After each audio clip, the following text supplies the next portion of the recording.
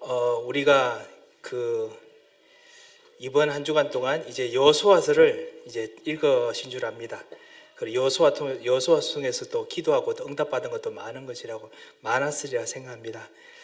제가 가만히 생각해 보니까 질문만 받고 넘어가는 것이 아니라 사실은 성경 우리 핵심 구절에 대한 그 부분을 여러분과 같이 짚어드렸어야 되는데 라는 생각이 뒤늦게서야 들었습니다.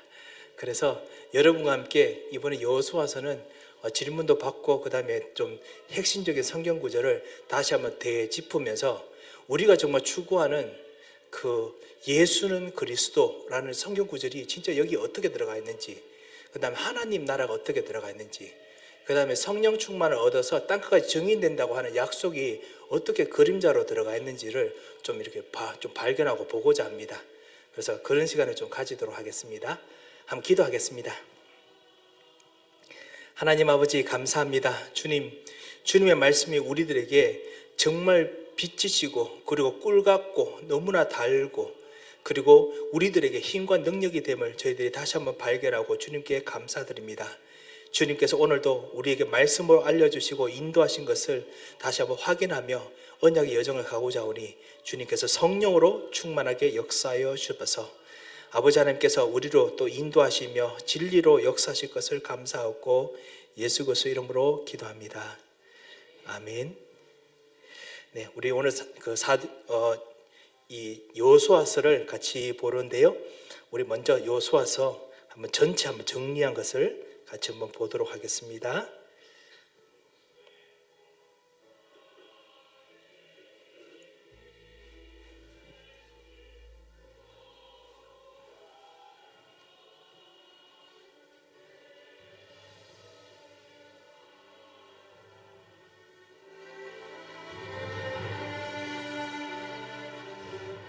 이번 영상은 리딩 지저스 1권 그 마지막 수업을 담았습니다. 오늘은 여호수아서를 살펴보며 하나님께서 이스라엘에게 주신 약속과 더 나아가 아브라함에게 주신 약속까지도 더 큰 은혜로 성취하시는 것을 살펴보겠습니다. 신명기 마지막 부분에서 우리는 모세의 죽음을 봅니다. 모세는 약속의 땅을 보았지만 그곳에 들어가지 못하고 모압 땅에 장사되었죠. 그리고 이어지는 내용이 바로 여호수아서입니다. 이스라엘은 40년간의 광야 생활을 마치고 그토록 고대하던 약속의 땅과 안식을 눈앞에 두고 있습니다. 모세의 뒤를 이어 여호수아가 그들을 약속의 땅으로 인도해야 했습니다.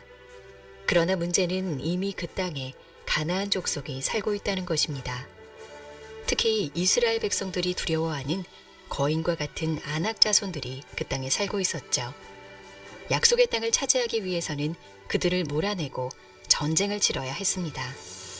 과연 이스라엘 백성은 그들과 싸워 이길 수 있을까요? 그들은 과연 하나님께서 주시겠다고 약속하신 그 땅을 차지하고 안식을 얻게 될까요?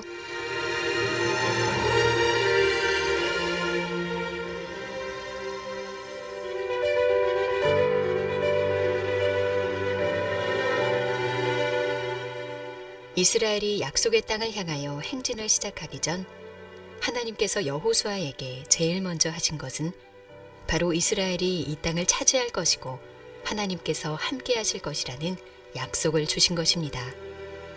하나님께서 여호수아에게 내리신 출정 명령을 통해 이 전쟁이 평범한 전쟁이 아니라는 것을 알 수 있습니다. 오직 강하고 극히 담대하여 나의 종 모세가 내게 명령한 그 율법을 다 지켜 행하고 우로나 좌로나 치우치지 말라. 그리하면 어디로 가든지 형통하리니 이 율법책을 내 입에서 떠나지 말게 하며 주야로 그것을 묵상하여 그 안에 기록된 대로 다 지켜 행하라. 그리하면 내 길이 평탄하게 될 것이며 네가 형통하리라. 약속의 땅을 정복하기 위한 전쟁을 눈앞에 둔 여호수아와 이스라엘에게 하나님께서 요구하시는 것은 다름 아닌 순종이었습니다. 바로 하나님에 대한 순종을 통해서만 형통할 수 있다고 말씀하십니다. 왜냐하면 이 전쟁은 그저 한 민족이 다른 민족의 땅을 차지하기 위한 전쟁이 아니라 바로 하나님이 주도하시는 하나님의 전쟁, 곧 거룩한 전쟁이기 때문입니다.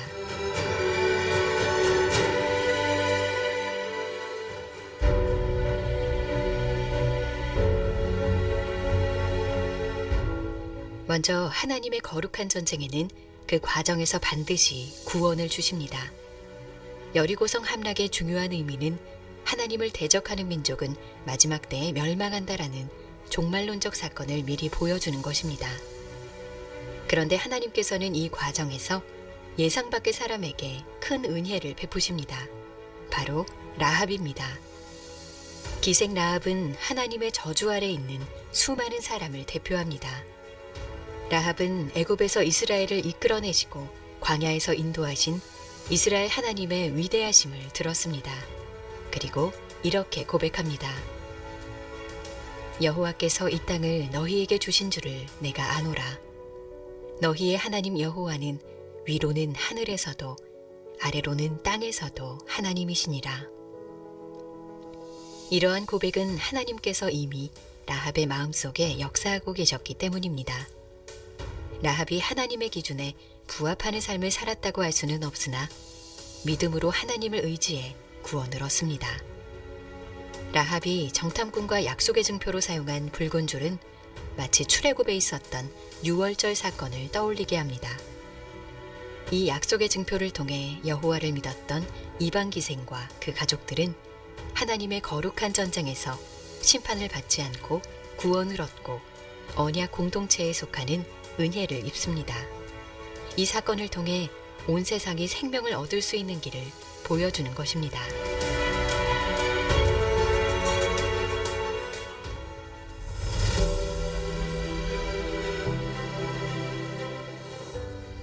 여리고는 가나안 땅으로 들어가는 첫 번째 땅입니다.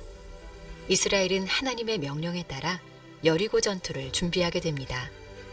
여호수아서에서 그려지는 전투의 과정을 자세히 살펴보면 하나님이 주관하시는 전투에는 전쟁의 승리보다 더 중요한 것이 있다는 것을 알 수 있습니다. 바로 전투를 수행하는 올바른 방법입니다. 먼저 하나님은 여리고성 전투에 앞서 언약을 갱신하십니다. 광야에서 태어난 세대들에게 할례를 행하라고 명령하셨고 여리고 평지에서 유월절을 지키도록 하셨습니다. 이스라엘 자신들이 언약 백성이라는 것을 확실히 아는 것이 전투를 위한 준비였던 것이지요. 그 후 하나님은 하나님의 군대 대장을 여호수아에게 보내셨습니다. 하나님의 군대 대장이라면 승리를 위한 최고의 전략을 알고 있지 않을까요? 그러나 그가 한 것은 여호수아로 하여금 하나님께 경배하도록 명령한 것이었습니다. 이는 예배가 승리보다 먼저 와야 하는 것과 예배 자체가 곧 전투 전략이라는 것을 보여주는 것이죠. 여리고성 주위를 7번 돌라는 명령은 무모해 보이는 일에도 순종하는지 시험하는 것처럼 보이지만 그보다는 여리고성이 하나님께 드릴 제물이 된다는 의미가 있습니다. 양각 나팔을 부는 7 제사장과 하나님의 임재를 상징하는 언약궤의 행진 등은 이 전쟁이 하나님의 거룩한 전쟁임을 분명히 알려줍니다. 하나님이 주도하시는 전쟁이고 승리를 이루시는 분도 하나님이시지만 그럼에도 하나님은 자기 백성들을 이 전쟁에 동참하라고 초청하십니다. 이스라엘 백성은 언덕에 앉아 승리의 소식을 기다리는 게 아니라 나팔을 불며 행진하면서 함께 소리를 질러야 했습니다. 7째 날에 나팔을 불며 백성 모두가 함께 소리를 지르자 여리고성이 무너집니다. 모든 이스라엘 백성들이 하나님의 거룩한 전쟁에 순종으로 동참한 것입니다.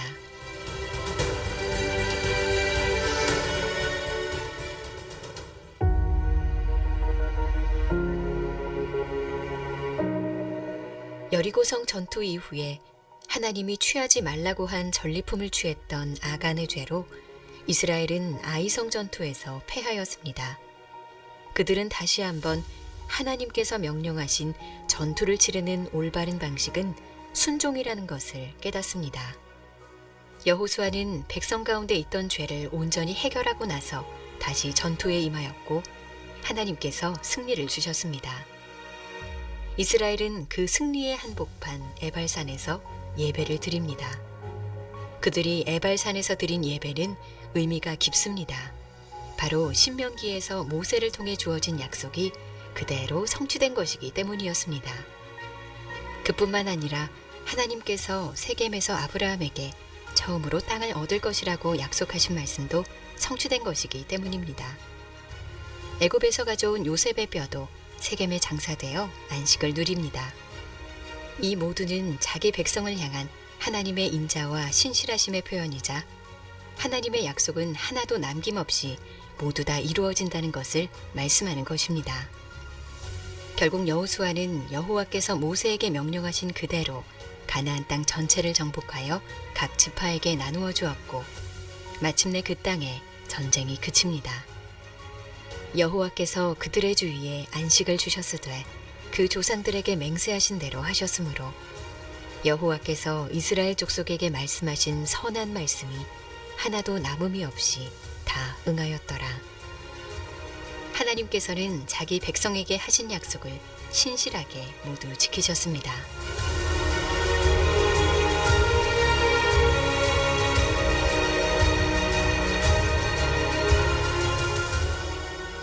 우리는 여호수아서를 통하여 하나님 나라가 실현되는 소망을 맛보았습니다. 그러나 여호수아를 통해 얻은 땅과 안식은 완성된 것이 아니었습니다. 이스라엘의 불순종으로 다시 잃어버릴 수 있는 것이었죠. 결국 여호수아서는 우리에게 영원한 안식을 가져다 주실 메시아를 소망하게 합니다. 장차 오실 더 큰 여호수아이신 예수 그리스도를 기다리게 합니다. 오직 그분만이 우리에게 영원한 안식을 주실 것이기에 그 약속의 궁극인 성취의 날을 바라보며 그분을 기다립니다. 그분 안에서야 비로소 온전하고 영원한 안식이 그의 백성에게 임할 것이기 때문입니다.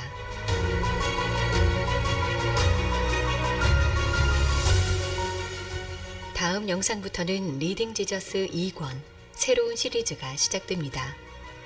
사사기부터 역대하까지 이어지는 역사서에 나타난 예수 그리스도의 복음의 발자취를 따라가 볼 것입니다. 우리 이제 같이 보았습니다. 여호수아서를 같이 보았습니다. 먼저 여호수아서 우리 그 장들 핵심 장들을 보기 전에 혹시 궁금한 점이 혹시 있으셨습니까? 예, 질문 잘해 주셨습니다. 그 히브리서에 보면은 제가 성경 어느 구절인지 생각이 안 납니다만 거기 보면 예수님께서는 사실 하나님의 충실한 종으로서 하나님 명령을 따랐지만은 예수님께서 가장 충실한 종으로서 따를 만큼 그 견주었던 종으로 모세를 이야기를 합니다. 그래서 모세처럼 예수께서 충실한 그 집에 충실한 종으로서 따랐다라고 말씀을 하거든요. 그래서 모세가 아주 충실했고 그리고 정말 충실한 종의 모습을 분명히 보였습니다. 그래서 이것이 사실은 예수님이 앞으로 지금 우리를 위해서 순종하시는 예수 그리스도를 예표하는 그림이기도 합니다. 그래서 이 모세가 가나안 땅을 밟지 못한 것은 사실은 예수님을 위해서 하나님께서 이 모세에게 여기까지 하라라고 했던 벌을 주는 것도 있지만요. 그 반 이상은 여기까지만 하라라고 했던 하나님께서 그림자로 주셨던 그냥 인도입니다. 약간 좀 그 똑같은 질문이 듭니다. 왜 그래도 좀 원한이 있는데 끝까지 좀 하게 해주시지 왜 못하게 하셨습니까? 라는 것이 있는데 모세라면은 이해했을 것 같습니다. 뭐냐면은 내가 앞으로 오실 메시아를 위한 그림자가 있을 것이다. 그래서 내가 할 일은 여기까지다. 라는 부분에 모세가 만족이라기보다는 어느 정도의 안도 그다음에 그 확신은 있었을 것으로 보입니다. 그리고 아시다시피 모세가 그 들어가지 못하는 것에 대해서 아까 집사님께서 말씀하셨듯이 징벌 같은 이유도 먼저 말씀하셨죠. 예전에 이스라엘 백성들이 호렙산에서 모세가 돌판을 가지고 내려올 때 그때 이 하나님 말씀을 모세가 너무 화가 나니까 우상 숭배한다고 이 돌판을 깨어버렸죠. 분념으로 깨어버렸죠. 그때 하나님께서 너가 이 돌판을 깨어버린 것 때문에 너가 약속의 땅으로 들어가지 못할 것이다 라고 출애굽기에 말씀도 하셨습니다. 그래서 말씀하셔서 어떤 징벌의 의미도 있습니다.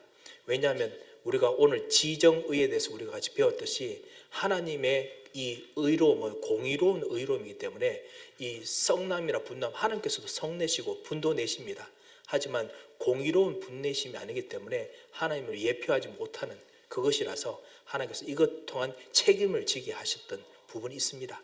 그래서 가지 못했습니다만 그럼에도 불구하고 그 안에 은혜가 같이 있습니다. 내가 이렇게 하지 못하는 것은 인간으로서는 여기까지가 최고이구나. 하지만 앞으로 오실 메시아는, 나의 메시아는 이 건너지 못할 이 가나안 땅을 메시아는 건널 수 있구나 라는 약속을 어느 정도 좀 미리 보았던 걸로 보입니다.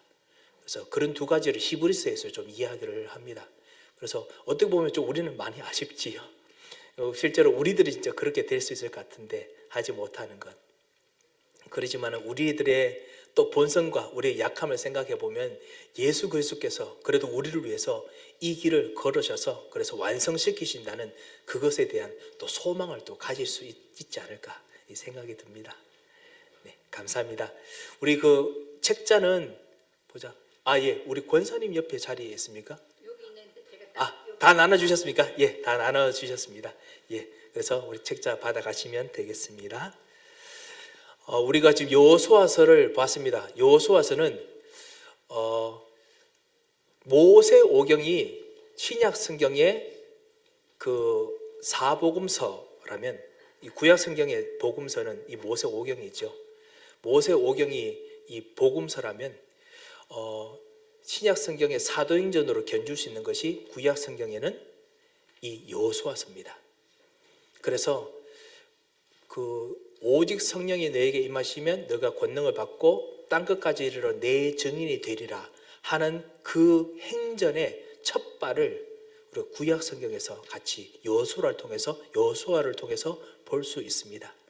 그래서 여호수아가 그 전도를 위한 아주 그 많은 그 그림자, 포르쉐도를 많이 가지고 있습니다.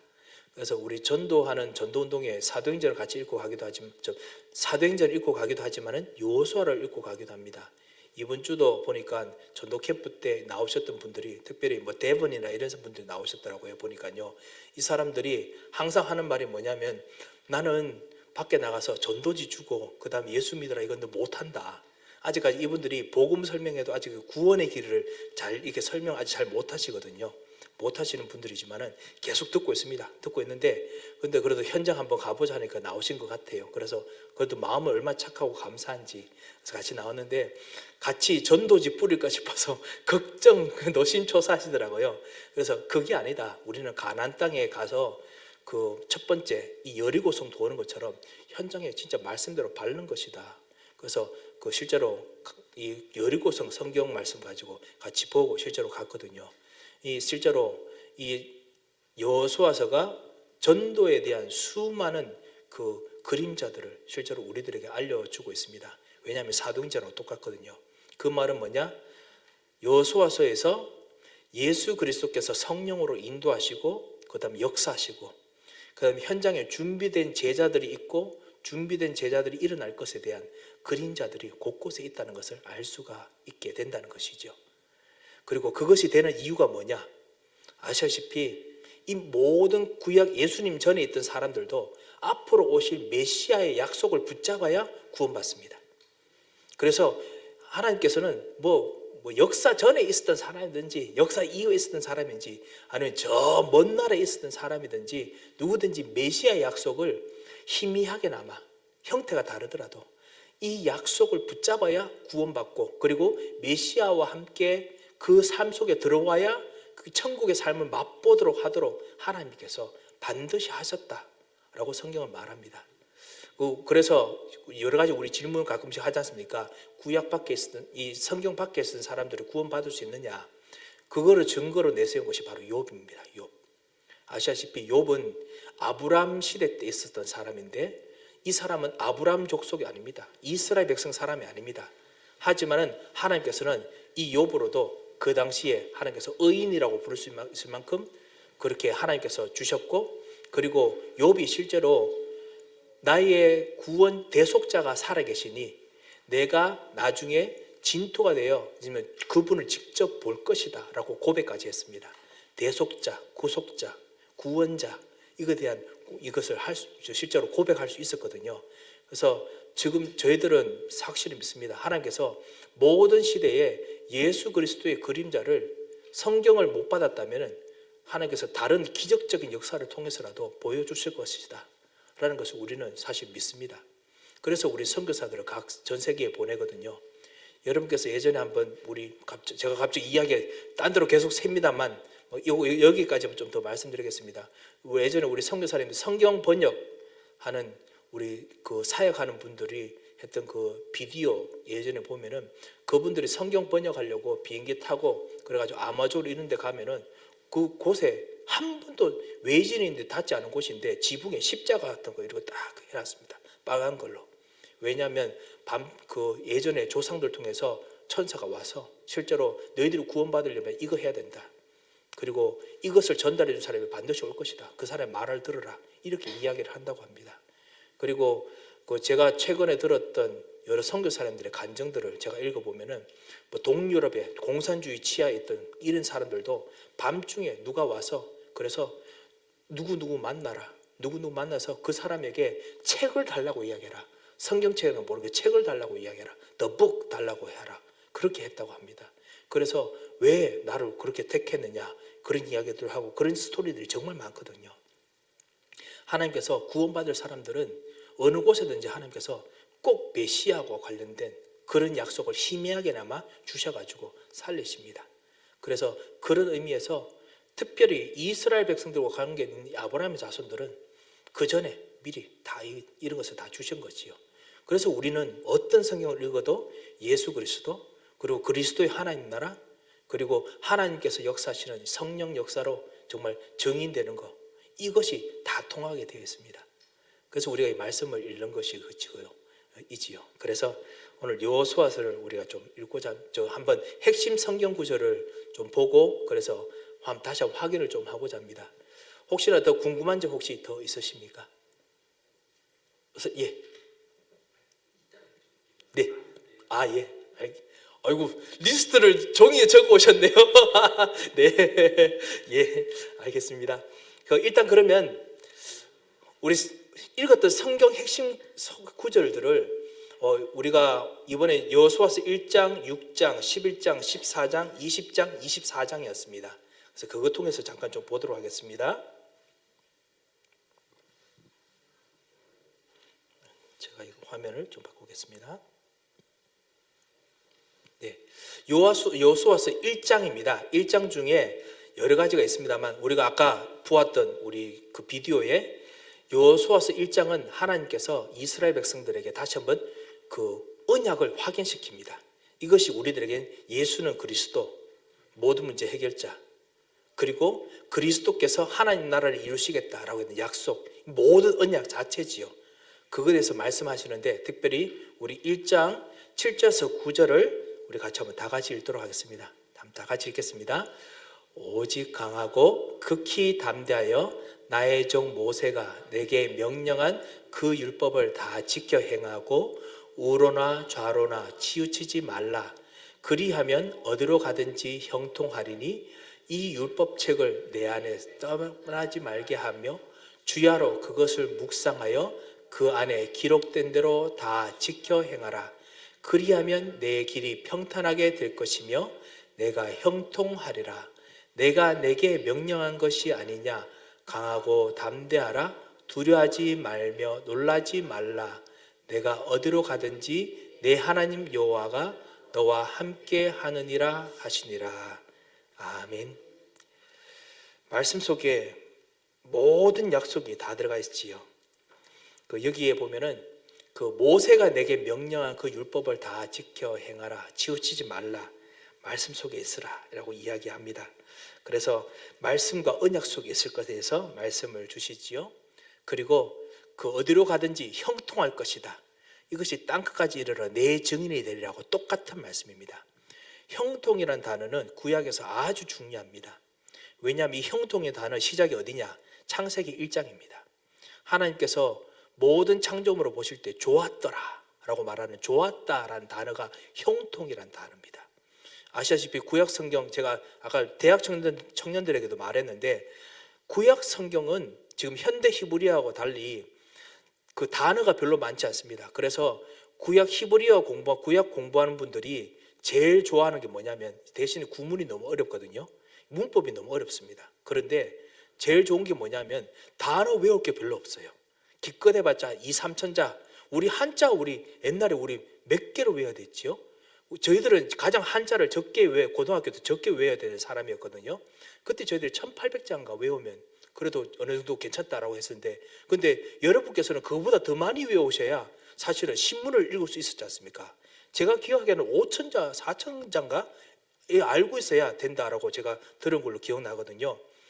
뭐 한국 사람도 어느 정도 약간 좀 신문이라도 읽으려면 4천자의 한자를 한국말 말고도 더 배워야 됐습니다. 그런데 히브리어는 2천자밖에 안 돼요. 얼마나 쉽습니까? 그런데 이 글자 안에 이 글자가 문장이 두 개가 바뀌기만 하면 뜻이 달라집니다. 그러니까 엄청나게 복잡해요. 그래서 이렇게 해석해야 되고 저렇게 해석해야 되고 복잡한 것이 있습니다만, 대신에 좋은 건 뭐냐면 글자 안에 여러 가지 중첩된 의미가 다 포함되어 있습니다. 영적인 의미, 육신적인 의미, 사회적인 의미, 모든 게 다 포함되어 있거든요. 그래서 우리가 말하는 영역, 지력, 체력, 경제력, 인력, 이런 것이 한 단어 안에 다 들어갈 수 있습니다. 그래서 형통이 바로 그런 단어입니다.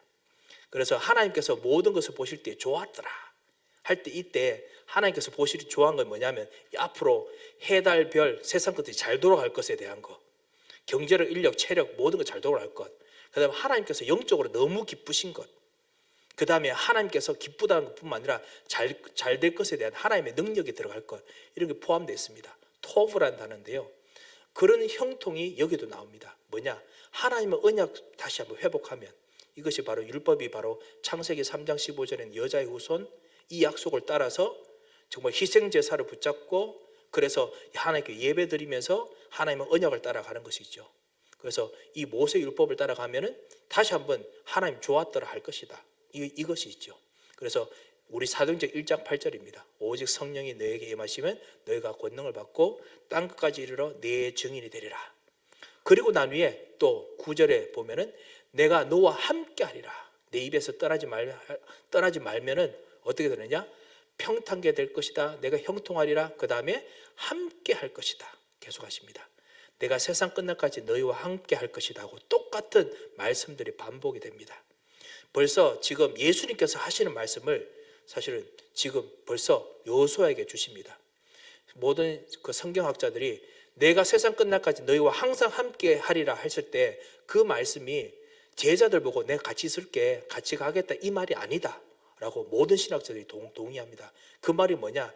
옛날에 여호수아에게 말씀하셨던 그 하나님의 목소리로 내가 여호수아에게도 같이 함께 했지 않느냐, 그 능력으로 내가 너희와 함께 한다, 이런 뜻이다 라고 이야기를 합니다. 그래서 구약부터 말했던 함께 하리라를 그 신약의 제자들이 다시 받는 거였거든요. 그래서 하여튼 함께 하리라 약속을 다 주십니다. 여기서 하나님의 언약이 1장에 다 나오지요. 그래서 1장 통해서 우리가 보았던 것이 뭐냐? 이 신분, 그렇죠? 지금 이 광야를 통과해서 하나님의 자녀로서 하나님 백성에 대한 신분, 그리고 하나님 자녀의 권세, 그리고 하나님 자녀들이 정말 앞으로 해야 될 의무, 이제 플랜을 다 말해 주시죠.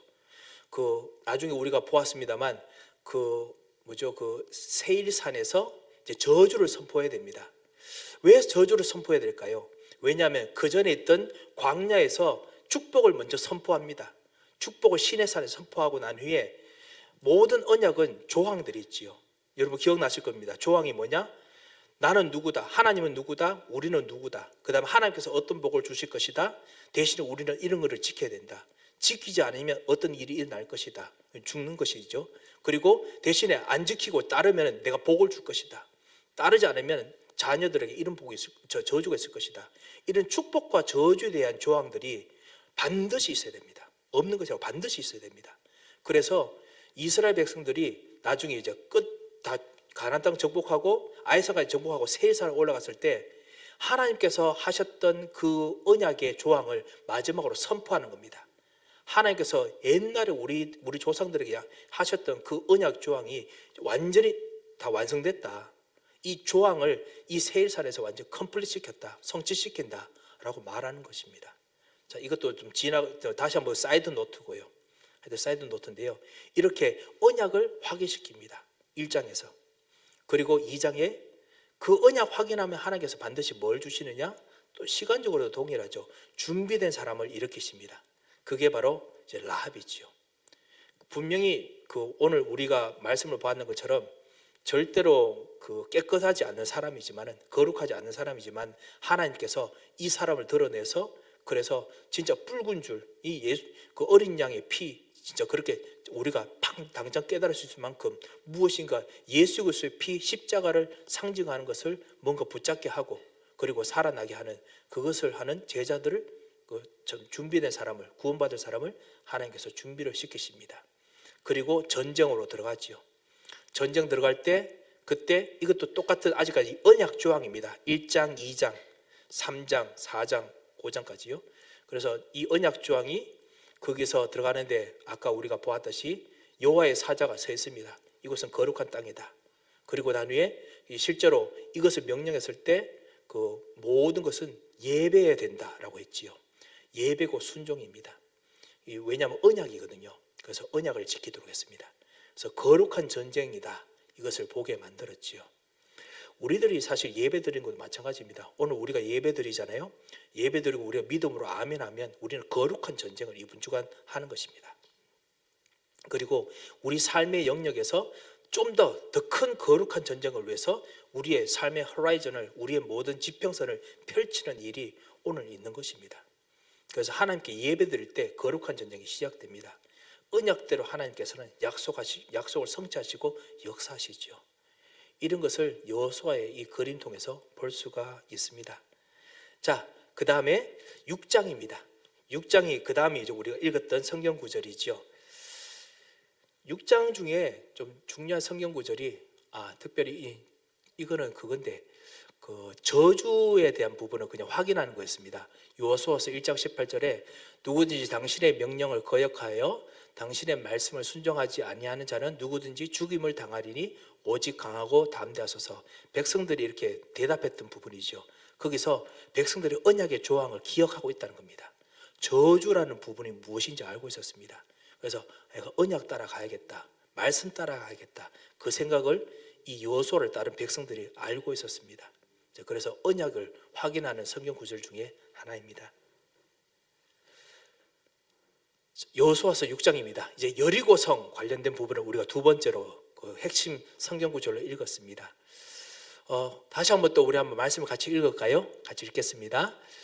여호와께서 여호수아에게 이르시되 보라, 내가 여리고와 그 왕과 용사들을 내 손에 넘겨 주었으니 너희 모든 군사는 그 성을 둘러선 주위를 매일 한 번씩 돌되 엿새 동안을 그리하라.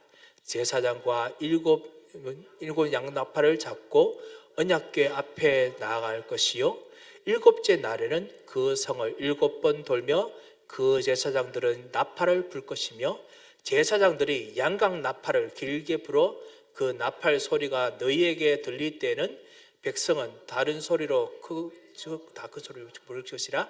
그리하면 그 성벽이 무너져 내리니 백성은 각기 앞으로 올라갈지니라 하시매.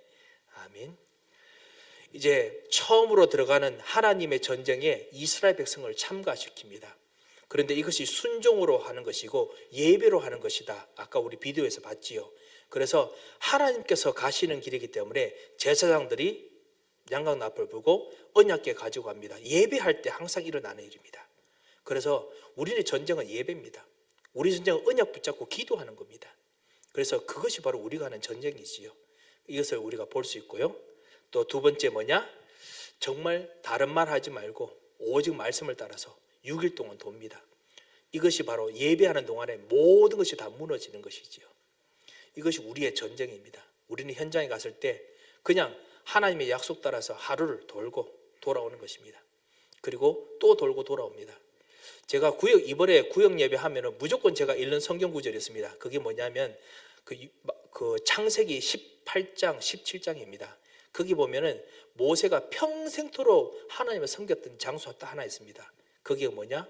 그 마물의 상수리 숲을 나무 있는 그 단이죠. 거기서 성공하든지 뭐 망하든지 마누라 팔아먹든지 아니면 진짜 그 전쟁에서 승리하든지 무조건 끝나고 나면 무조건 거기서 예배드렸습니다. 희생제사 드렸습니다. 무조건 언약 예수 그리스도의 십자가를 의미하는 피제사 드렸습니다. 왜냐? 이것이 이 아브라함에게는 최고의 생명선이고 능력의 원천이었기 때문에 그렇습니다. 그래서 하나님께서는 이 예배를 통해서 아브라함의 모든 인생을 승리하도록 만들었지요. 그래서 우리가 지금 승리한다 안 승리한다 이것이 아니라 우리의 인생 평생에 하나님께서 승리하는 길에 이 각도를 승리하도록 이렇게 바꿔서 해서 올리시는 것입니다. 내가 보기에는 이렇게 막 이렇게 될 것 같은데요. 그런데 알고 보니까 각도가 이렇습니다. 여기서 이렇게 막 되고 있는 겁니다. 그러면서 지금 올라가고 있습니다. 그래서 진짜 언약을 붙잡고 하나님께 진짜 완전 어린 양 붙잡고 지금 가고 있느냐 아니냐 그것이 제일 중요한 거지요. 이것을 오늘 이 전쟁 통해서 우리가 볼 수 있습니다. 그래서 하나님께서 그것 통해서 종말론적인 그 우리들의 모든 삶들을 같이 보이게 만드셨지요. 자, 그리고 여호수아서 11장입니다. 여호수아서 11장 15절 말씀 같이 한번 보겠습니다. 다시 읽겠습니다. 여호와께서 그의 종 모세에게 명령하신 것을 모세는 여호수아에게 명령하였고 여호수아는 그대로 행하여 여호와께서 모세에게 명하신 모든 것을 하나도 행하지 아니한 것이 없었더라. 아멘. 여호수아가 하나님께서 말씀하신 그대로 다 행합니다. 그래서 이제 모든 이제 점령 전쟁을 마치는 성경 구절이 나옵니다. 이제 몇 군데 남겨놨지만은 이제 거의 이제 끝나고 이제 12장부터는 분배가 시작됩니다. 분배하는데 11장까지 모세가 끊임없이 전쟁을 합니다. 이것이 무엇을 말하느냐? 여호수아가 모세가 아니고 여호수아가 끊임없이 전쟁하죠. 이것이 바로 성령의 인도입니다. 이 성령의 인도입니다.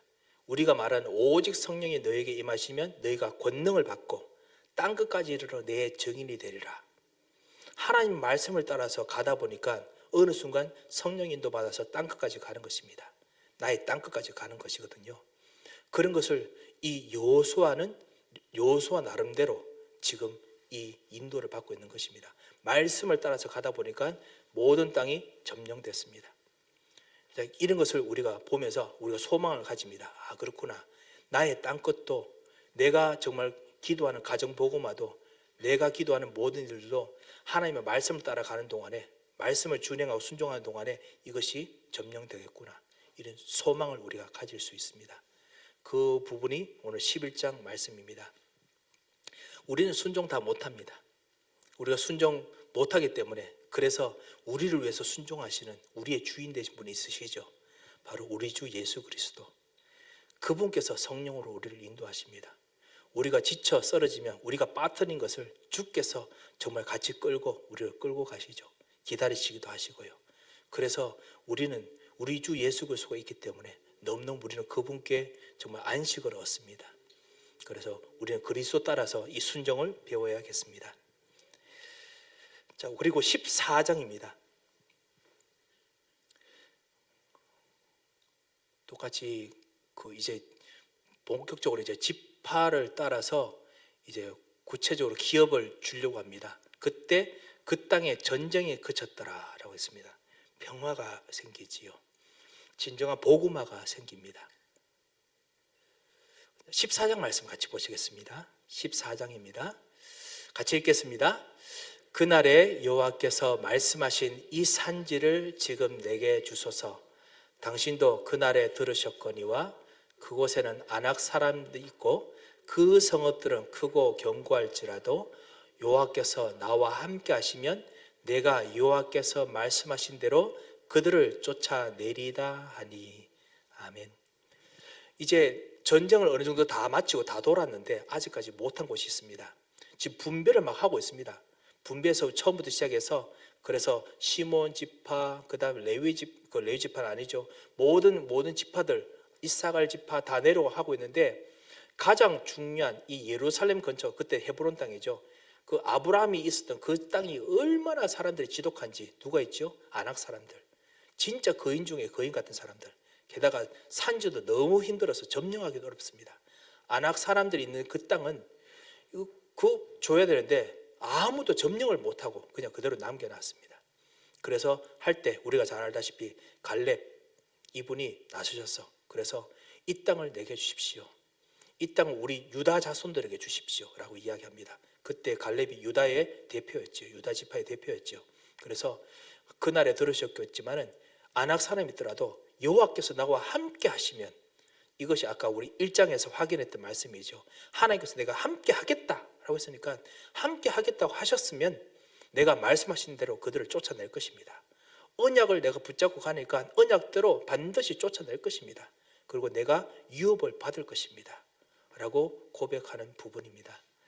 이것 통해서 모세가 이 여호수아와 그리고 갈렙 이 사람들이 하나님이 주신 약속을 실제로 성취하는, 위기를 정말 뛰어넘는 그 시간 그리고 인간의 한계를 초월하는 또 한 번의 능력을 경험합니다. 우리는 이것을 우리들이 쓰는 전도 용어로 25를 누린다고 하죠. 24시간이 아닌 하나님의 25시의 능력을 자꾸 누린다고 합니다. 그래서 이런 하나님의 더 엄청난 놀라운 기적적인 능력이 오늘 14장에서 보여집니다. 그리고 20장을 같이 보겠습니다. 20장입니다. 우리 20장이 그 다음에 있던 그 성경 핵심 성경이었지요. 20장 9절입니다. 같이 한번 읽겠습니다. 이는 곧 이스라엘 모든 자손과 그들 중에 거류하는 거류민을 위하여 선정된 성읍들로서 누구든지 부지 중에 살인한 자가 그리로 도망하여 그가 회중 앞에 설 때까지 피해 보복자의 손에 죽지 아니하게 하기 위함이라. 아멘. 20장은 도피성 망대를 세워라. 자, 이제 12장부터 시작해서 모든 지파들에게 다 분배합니다. 아낙 산지같이 힘든 부분도 점령하고 다 분배하고 난 후에, 그리고 난 후에 하나님께서 뭐를 명령하시냐면 도피성을 세워라. 이 도피성이 사실은 영원한 천국, 구원의 이 망대에 대한 그림자입니다. 예수 그리스도 하나님 나라 교회에 대한 그림자지요. 그 그림자를 세우라고 하셨습니다. 나중에 제가 자꾸만 말하고 싶어가지고 속이 근질근질한데요. 뭐냐면 제가 이렇게 말씀드렸던 모든 것이 1, 3, 8, 그 다음에 2, 4, 2, 5, 0, 0 딱 요 순서대로거든요. 근데 하여튼 뭐 이거는 우리들이 워낙 쓰는 숫자들이니까 좀 그렇고요. 하여튼 이것이 영원한 하나님의 계획, 절대로 변하지 않는 하나님의 처소에 대한 그 약속을 여호수아도 미리 맛보고 누리라고 하나님께서 만들어 주셨습니다. 아시다시피 도피성이 장사가 잘 되는 도시는 아닐 겁니다. 왜냐? 가끔씩 도망온 사람들 오거든요. 그러니까 장사하거나 번화하는 도시는 아닙니다. 하지만 반드시 필요한 곳입니다. 그리고 그곳에 오는 사람은 누구든지 삽니다. 이것이 바로 도피성이죠. 사실은 우리는 도피성에 들어갈 만한 자격이 없어요. 도피성에 들어가서 구원받을 만한 자격이 없는데 예수님께서 당신의 이 희생과 당신의 억울한 죽음을 우리들에게 지우셔서 우리의 모든 죄를 주님께서 다 짊어지시고, 그래서 우리로 하여금 너는 억울하다, 너는 이 세상에서 고생한다, 너는 이 세상에서 사람들에게 미움당한다, 도피성으로 들어와라. 그래서 우리를 도피성으로 끌어보셨습니다. 그래서 우리로 하여금 심령이 가난한 자가 복이 있나니 천국이 저희 것이며 우리가 그리스도의 도피성으로 들어가게 됐습니다. 이거를 여호수아 때 미리 맛을 보게 하셨습니다. 그리고 애통하는 자는 사실 우리가 잘못해서 애통한 것도 많고 괴로운 것도 많은데 복이 있나니, 왜냐? 그리스도 예수께서 우리의 모든 애통까지 짊어지시고 당신의 도피성으로 우리를 불러들이셨습니다. 그래서 천국으로 들어와라. 그래서 천국이 너의 것이며, 그리고 그 마음이 가난하고 여러 가지 가난한 자들 복이 있나니 천국이 너희 것이며, 그래서 이 모든 것을 도피성으로 끌어들이셨습니다. 그래서 이 도피성이 바로 예수 그리스도, 그리고 그분이 만드신 하나님 나라, 우리의 이제 교회지요. 이것의 상징입니다. 이거를 여호수아도 미리 간직하고 경험하도록 하셨습니다.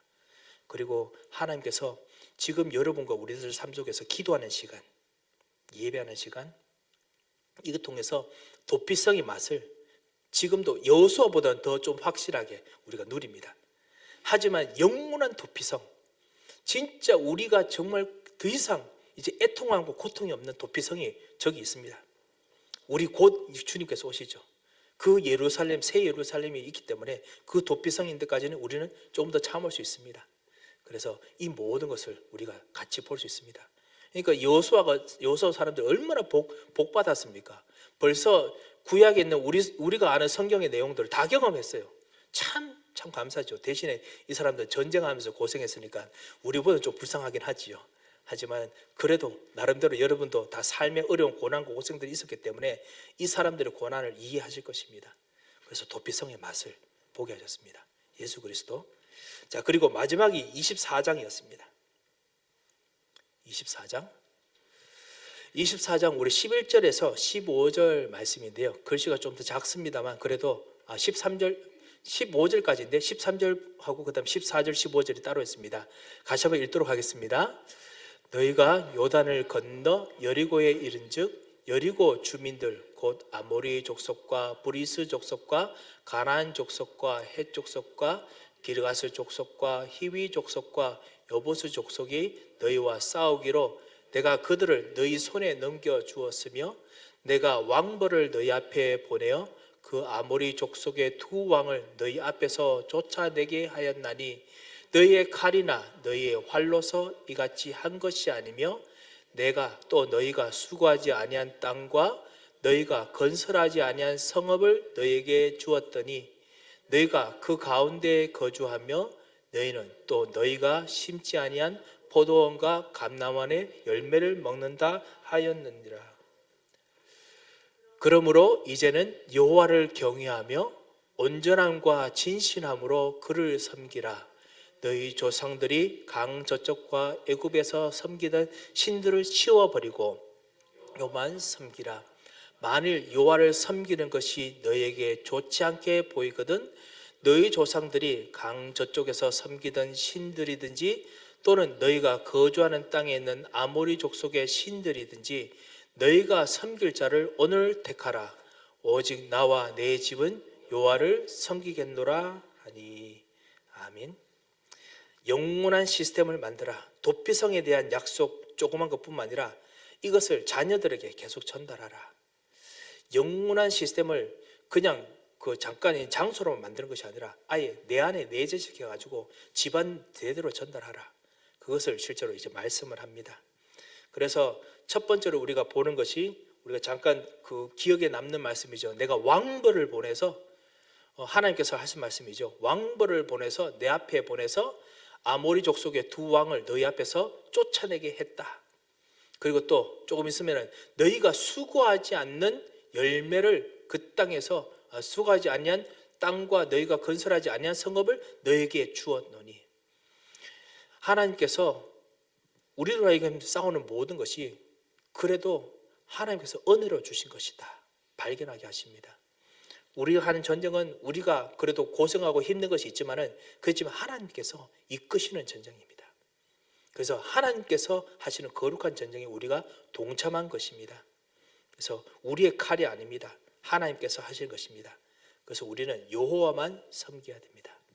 그래서 오직 여호와만 섬기는 시스템 만들어라 라는 말씀으로 여호수아가 그렇게 정리가 됩니다. 여호수아서 1장은 언약, 여호수아서 6장은 실제로 그 하나님 나라의 그 전투 전략, 그래서 그 138의 3과 8을 의미하고요.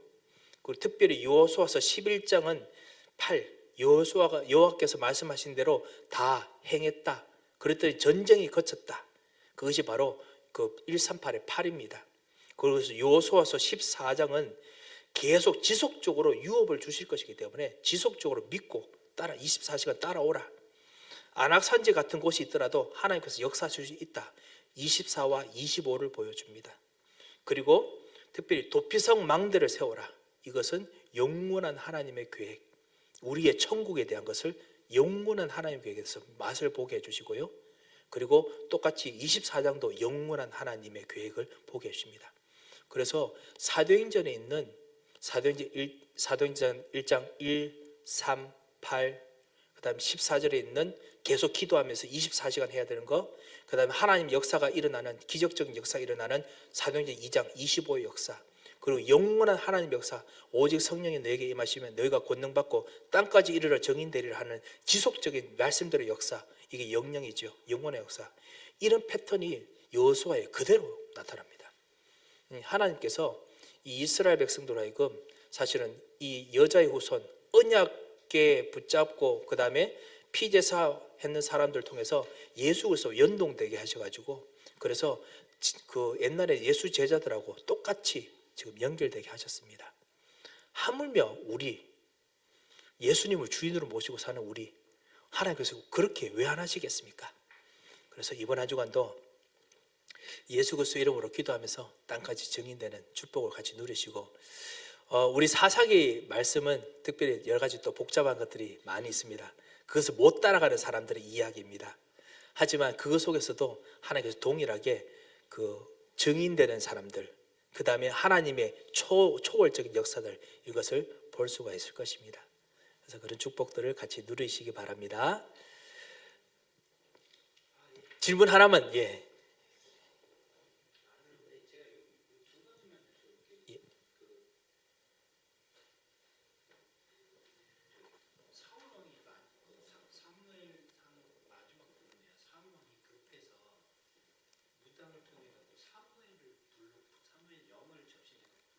예.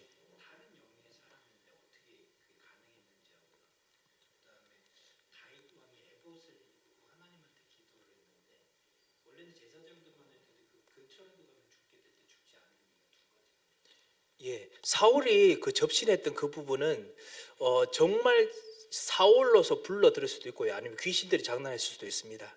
하지만 그 모든 것을 뛰어넘어서 성경이 보여주는 것은 무엇이냐면은, 그걸 뛰어넘어서 하나님께서는 여전히 귀신들의 장난이라도 하나님의 계획대로 움직이신다라는 것을 보여주시고자 함이 있습니다. 그래서 사울이 했던 것이 정당한 것이냐 아닌 것이냐, 정당하진 않지요. 그러면 하나님께서 그거를 일부러 허용하셨느냐 아니냐, 그것에 대해서는 모릅니다. 하나님께서 오히려 보여주시는 건 뭐냐면, 그것 통해서라도 하나님께서는 당신이 하시고자 하는 메시지를 명확하게 클리어하게 말하셨습니다. 사무엘 부르지 말고 지금 하나님께서 하시는 계획, 다윗 따라가라, 헛짓하지 말라, 뭐 이런 거 이야기하시려고 하신 것이죠. 그리고 나중에 실제로 했는데 에봇을 입었는데 죽지 않았느냐, 하나님께서 사사기 때부터 워낙 이스라엘 사람들이, 하나님 백성들이 죄를 워낙 많이 저지르니까 하나님께서 오래 참으시는 그 아이템 숫자가 더 많이 늘어납니다. 하나님께서 이것도 참으시고 저것도 참으시고, 왜냐하면 이거 하나님께서 다 챙기시면은 하나도 이 땅에 남아있을 사람이 하나도 없어요. 그럼 예수님이 오실 수도 없어요. 그래서 하나님께서 참으셔야 됩니다. 예, 그래서 그렇습니다. 예. 혹시 우리 다른 것도 많겠지만 우리 같이 한번 기도하고 우리 가도록 하겠습니다. 하나님 아버지, 감사합니다. 정말 우리를 위해서 오래 참으시고 우리를 사랑하시며 말씀대로 성취하심을 너무나 감사를 드립니다. 주님께서 우리를 통해서 오늘도 말씀대로 이번 한 주간도 말씀대로 역사하시는 것을 누리다가 승리하시도록 역사하여 주셔서 오직 우리의 주인 되신 그리스도로 따라가도록 주님께서 말씀을 주셨사오니, 오늘도 여호수아의 주인공이신 그리스도와 함께 따라가다가 승리하도록, 그리고 이번 한 주간도 승리하도록 주께서 우리의 주인 되어 주셔서 감사하며 예수 그리스도 이름으로 기도합니다. 아멘. 네, 감사합니다.